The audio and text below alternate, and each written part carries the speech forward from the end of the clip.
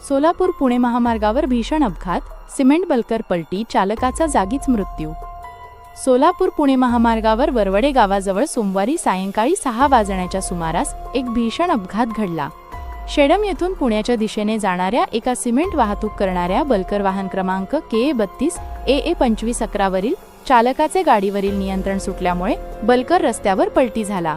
या अपघातात चालक चंद्रकांत दुर्योधन माने वय 38 राहणार आष्टी तालुका मोहोळ जिल्हा सोलापूर हे वाहनाखाली अडकल्यामुळे त्यांच्या डोक्याला व हातपायांना गंभीर दुखापत होऊन जागीच मृत्यू झाला।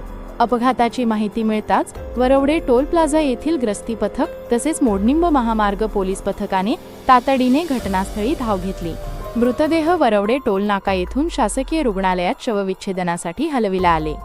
या अपघाताची नोंद टेंभुर्णी पोलीस स्टेशनच्या अपघात विभागात झाली आहे। या अपघातामुळे काही वेळ महामार्गावरील वाहतूक विस्कळीत झाली होती। प्रशासनाने तातडीने वाहतूक सुरळीत करण्याची कार्यवाही केली।